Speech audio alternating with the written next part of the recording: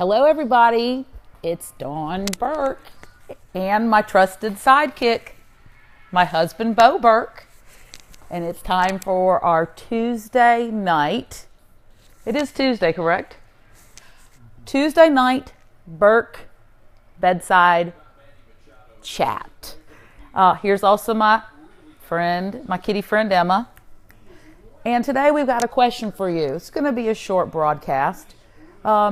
The question I have for leaders and recruiters and just the general public out there is, can I discriminate or can you discriminate against boring people? So let me paint the picture. You are interviewing somebody, and right now actually we're in the age of video interviews. So in a video interview, or even in a live interview, all things being equal, if somebody bores me to tears, yet is qualified for a job, versus somebody who entertains me in some way and is also qualified, can I discriminate against the boring person? All right. So boring, for instance, I enjoy football as much as the rest, but right now we're in the midst of SEC season's about to start, although I'm a Southern Miss fan and a Bama fan. And so all the pundits are saying the same things over and over. And I said to my husband, I said, this is boring me to tears. Didn't I say that, Bo? You did. You just said you did. However, he said, Dawn, the reality is that they are saying the same things over and over every year, but it's about different people. And you have somebody who's a little jazzy in there, and rest assured, I am entertained by the jazzy talk. So again, if you have a candidate who bores you to tears versus another candidate equally as talented and skilled who is exciting, can you discriminate? So somebody let me know. Hey, Melanie, it's nice. I'm glad you're here. John Jorgensen, I will say, boring is not a protected class. Oh, and you know what? Claiborne Ferguson is on. He's an attorney. So, hey, Clay, what's up, brother? So can you discriminate against boring people? So, for instance, also tell me some things that bore you guys. Like, to me, green beans is boring. Green beans with cheddar cheese on it, not boring. Would you agree, Bo? I would agree. Bo agrees. Hey, John Jorgensen says, hey, Bo. Tell John to say hello. John, my husband, says hello. So, what do you think's boring, honey? Hello. Okay, he's boring me right now. All right, Tracy, hi, welcome. The question at hand is, can you discriminate against boring people, particularly when you're interviewing somebody, or, hey, perhaps you have a boring hairdresser that cuts your hair really, really well, versus another one who's totally exciting and tells you about the concert they went to and tells you about this new guy she dated or tells you about that her car got a flat tire. Tracy, I agree. Tracy says, Bo, show some enthusiasm. Bo, can you show Mindy what it's like when you're enthused? Okay, that's about as good as you're going to get. Tracy, when Bo is excited, it's usually when he's eating something, and now he's eating popcorn and he's watching the Atlanta Braves play. However, I'm a Cleveland fan. So what's boring versus not boring? John Jorgensen says baseball is boring. All right. Compared to what? Golf? No, compared to golf, it's exciting. And I'm going to tell you what's not boring about baseball. Eating hot dogs and beer. Eating hot dogs and drinking beer, rather, makes baseball exceedingly exciting. Now, all right, I will tell you something, though. What is boring versus not boring? Soccer is boring. All right, Scott Rogers, I know you're going to want to throw a tomato at my head, but soccer is boring. It's kind of interesting, but it's boring. But know what I found out is not boring? Like Olympic professional men's volleyball. Who knew? Who knew? When I saw the final on the Olympics, and guys, I hadn't really been into the Olympics this go around, I thought, this is more exciting than soccer.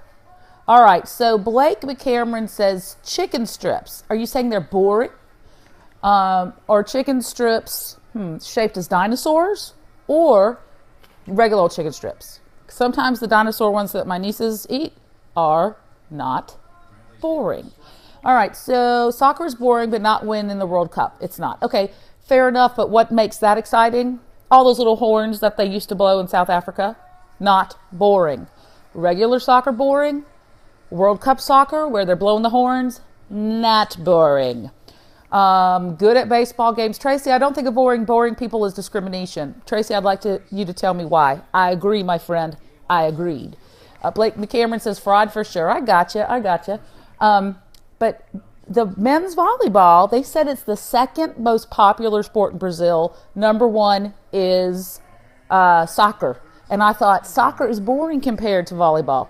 So Beth says the U.S. men's volleyball team looked like a boy band from the from the early 2000s. Yes, they did. But they still could spike the hell out of a ball. Rugby is not boring, John Jorgensen says. I agree. Bo, do you think that soccer or men's volleyball is more boring? Probably men's volleyball. What? He just said men's volleyball was more boring. Okay, well, I tend to disagree with him on that one. All right, so the question we're going to do reset at the Burke Bedside chat is it, because this is like for leaders, people, hiring managers, can you discriminate against somebody simply because they're boring? Right now, Daxco has implemented lots of video interviewing. Totally successful, love it to death. And we're not saying we disqualify people because they're boring on camera, but sometimes it's really difficult to get through even a 2-minute blurb because it's kind of boring. If you have the ability to now in this day and age show your personality on video, why would you miss that opportunity? I remember in the day when the way that you got candidates was somebody would fax you a resume. And I remember one time somebody actually faxed with their resume a picture. And the HR people went nuts because they said, you're going to discriminate against that person because you can actually see their face and you can see things, you can discriminate. And the reality was we were all scared. Well, now it's flip-flopped. So if you now have the ability to show your face and show your personality, why would you not at least give it the college try to be yourself? So I got to thinking, if somebody puts me to sleep during a video interview, can I disqualify them? Not should I, but can I? Should I too? All right, so Chris Bailey, welcome. Kristen, welcome. So Tracy, you said it seems that's a developable skill. Developable. Is that a word? Bo, since you're an attorney and you're a smart guy, is developable a word? Yes. Okay, he said it's a word. Sorry, Tracy. I stand corrected. Blake's got the scary face. Anything longer than the 200 meters in track is boring. True, but the relay is not boring. But I guess that's longer than 200 meters. All right, Blake Cameron, of course you can discriminate against boring people. If someone bored you during a face-to-face, would you? Yeah, probably. But what if they are the best? What if it's a boring neurosurgeon and it's the best neurosurgeon ever? That might be a stretch. However, Tracy, you make up words. Yeah, well, I make up lots of things too. Heather Johnson. Hey, Heather. How are you, girl? Poor guy's just trying to eat a snack. Oh, you talking about Bo? Oh, people are feeling bad for you. But that is Bo. We're doing a reset. This is the Burke Bedtime Tuesday Night Chat. Here's my trusty sidekick, Bo. Exactly. And, he enjoys popcorn. So we're going to let him have popcorn while he watches baseball. Okay, friends. So, again, question at hand. Leaders, managers, recruiters, people in life. Can you discriminate against somebody because they're boring? In an interview, in a video interview, in a face-to-face, on their resume. We've now gotten out of this sphere of just seeing paper resumes. You can do the video interview. You can interact in some ways.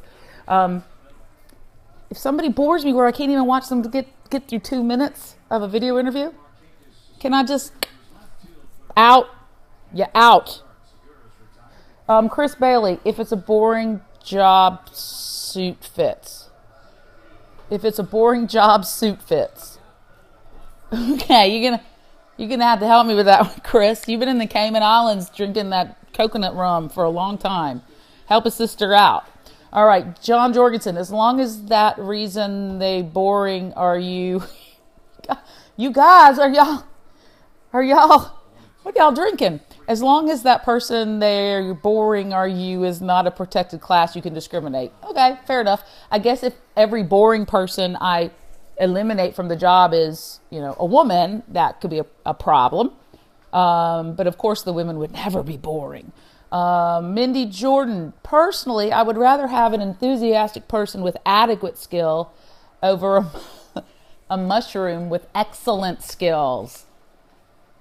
I would rather have an enthusiastic person with adequate skills over a mushroom with excellent skills. I like the mushroom analogy.